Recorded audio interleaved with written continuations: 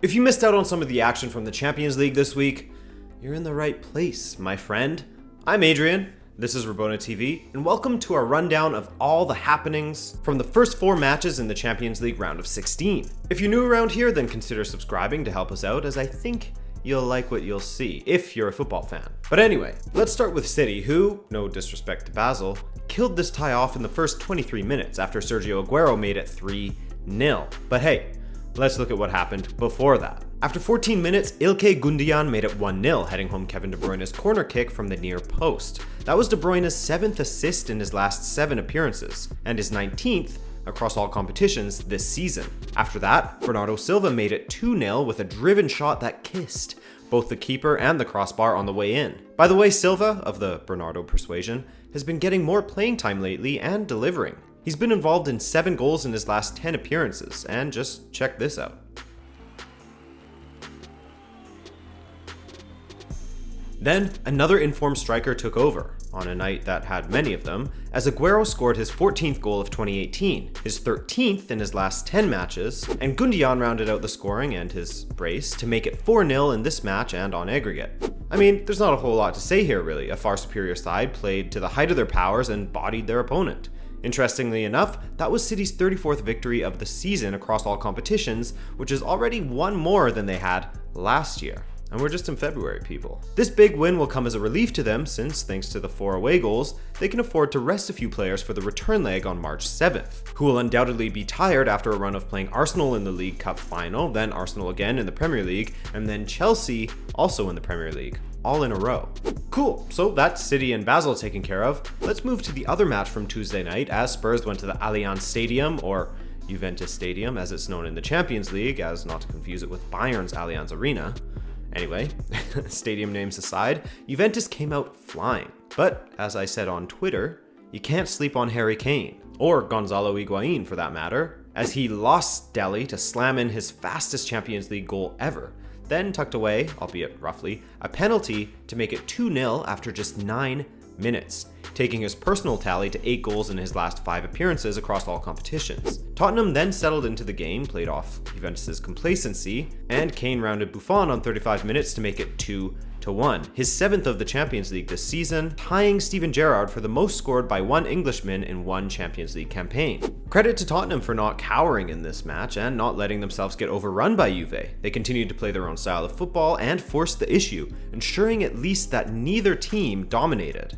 Then, with Higuain failing to convert a penalty, you just got that feeling like, okay, with Spurs performing well, plus getting a stroke of luck due to Higuain's penalty, they could go on to nick this. And nick it, my friends, they did. Well, sort of. A score draw away from home is basically a win, and they got that score draw thanks to Eriksen's great presence of mind free kick under the wall to make it 2-2.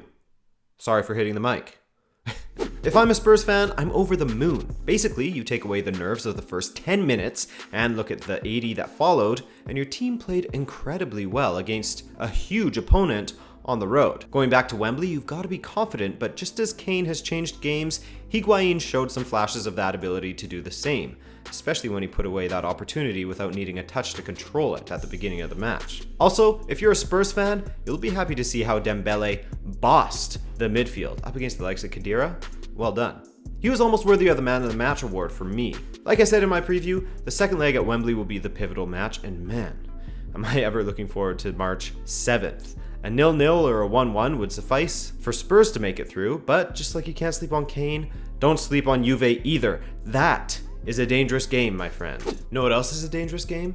Trying to sell your car, get groceries and a little something for your girlfriend, and then get a quick workout in, all before starting your live watch along. I made it in the nick of time, and many of you guys did as well, so first and foremost, thanks for watching Real Madrid vs PSG with me. It was good times. Now, to the match itself. We were lucky this week as there were no duds across the 4 matches that were played, though some teams were duds, but not in this match. Early signs in this one perhaps pointed to PSG dominating it, but if we learned anything from the Juventus vs Spurs match that we just talked about, the match is 90 minutes for a reason, and what happens in the first 10 is often inconsequential to the final result. Alas, Rabiot latched onto a backwards flick from Neymar/Nacho, we'll call it a Neymacho flick, and he slammed it in to make it 1-0, his first Champions League goal of the season. From there, things died down with Ronaldo missing a few chances, but then putting away the penalty that made it 1-1 towards the end of the first half. By the way, that was his 100th Champions League goal for Real Madrid. Not his 100th Champions League goal in total, for Real Madrid, making him the first ever player to score 100 for one club in the Champions League. Insane. He truly loves this competition. After the half, Madrid needed to change things, and that they did, focusing more play down the wings, with Marcelo in particular standing out. In my opinion, and that of some people in the chat as well, one of the turning points was when Emery decided to take Cavani off for Meunier, electing to go for a more defensive formation to hold on to what they had, and to push Dani Alves up on the wing with Mbappe taking a more central position. From then, Madrid took over, bringing on Bale and Asensio to add more pace and dynamism to their attack. Eventually, Ronaldo got in the end of a cross and ended up kneeing the ball into the net to make it 2-1, his 101st for Madrid in the UCL. And, by the way, for those of you calling him Pinaldo, only 14 of those have been penalties, so not quite Pinaldo, at least in the Champions League. Then, a few minutes later, Marcelo, again standing out, had some quick interplay with Asensio and Cruz before getting onto the end of Asensio's driven cross and shinning it into the goal to make it 3-1. For me, man of the match had to be Marcelo. Cruz and Ronaldo are also in with a shout though. So, going back to Paris, Madrid has a 3-1 lead, which if you'd asked me last year, I would say is a pretty insurmountable lead to have. However, I can't fully trust Madrid this season. Not yet, at least. So while it does look as if they'll get the job done versus Paris, this PSG side showed that they can be dangerous when they attack. And if Emery will get his tactics straight, then they could salvage this tie. All they would need is a 2-0 win. So that will be exciting. Now, to another exciting match. If you're a Liverpool fan. Sorry, Porto fans, but you didn't even show up to this one. Well, the fans did, the players didn't. After your first chance that Otavio put just over the bar, you were never in this match. It didn't help that goalkeeper Zaza had an absolute nightmare of a match, letting in a couple of weak ones, in particular the first of the match scored by Sadio Mane. Mane needed that, as he struggled to find consistent form as of late, but he found it in this match as he became just the fourth player in Liverpool history to score a Champions League hat-trick.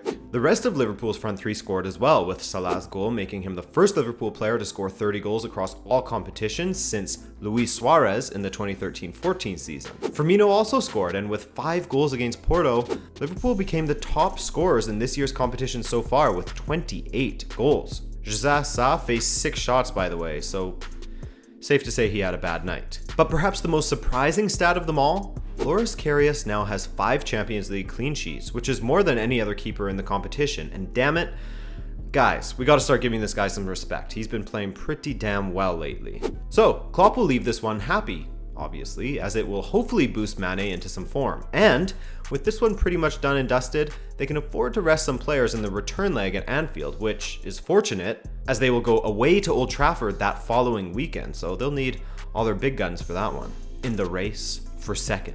Now, my question is, after beating a admittedly really weak side in the Champions League, Porto looked as bad as Benfica, maybe even worse, do we take Liverpool seriously as Champions League contenders now? Let me know in the comments section, because that's it for this video. Much love to you all for watching. Drop a like if you enjoyed yourself, subscribe if you're new around here, and I'll catch you later. Ciao.